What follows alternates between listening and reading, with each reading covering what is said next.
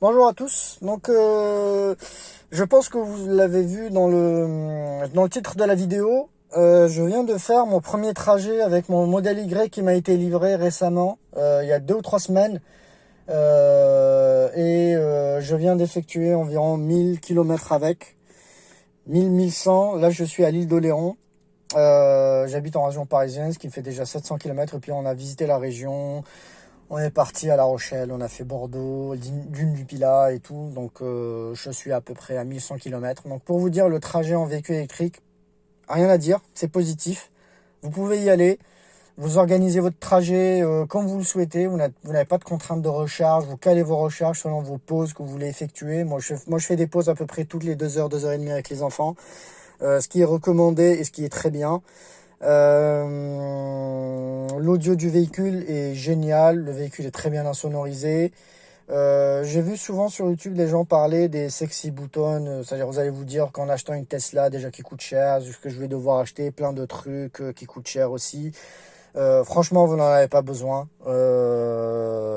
Pour ouvrir la boîte à gants, je fais ça, j'ouvre ma boîte à gants.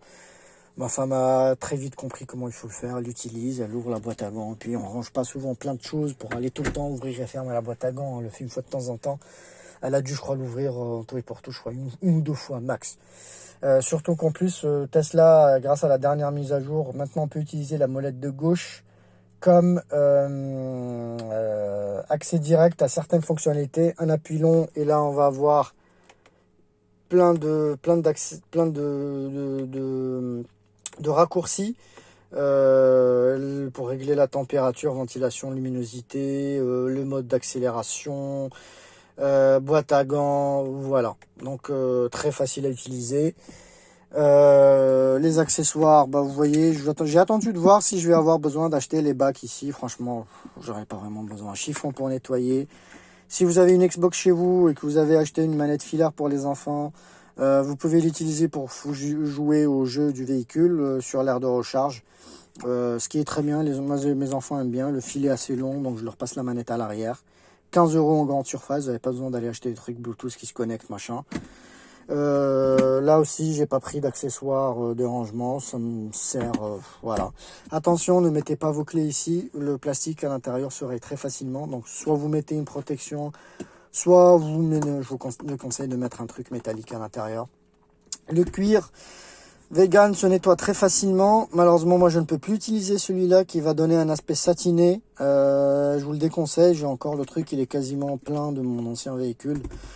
Pas de produit cuir. Un chiffon humide, vous le passez. S'il y a encore un petit peu de l'huile corporelle, vous utilisez un petit peu de savon de Marseille. Ça le fait largement. Ce que je vous conseille ici, par exemple, ce que moi j'utilise, c'est un nettoyant plastique. Ça se fait très bien. Pour faire briller les plastiques, ça, je vous le recommande. Il est très bien aussi. Un autre truc, oui.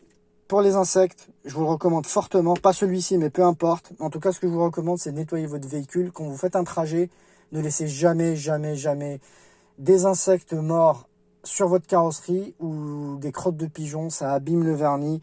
Parfois même les insectes morts, si vous garez ensuite au soleil, même au polissage, ça ne partira pas. Au lustrage polissage, ça ne partira pas. La fiente de pigeon attaque le vernis, ça le ronge. Je vous conseille, là, moi, partout où je vais, là où je dois aller, quand j'arrive, je repère une station de lavage, j'y vais directement. Un rinçage, pas besoin de frotter ou d'avoir un seau avec le shampoing et tout. Juste un lavage rapide.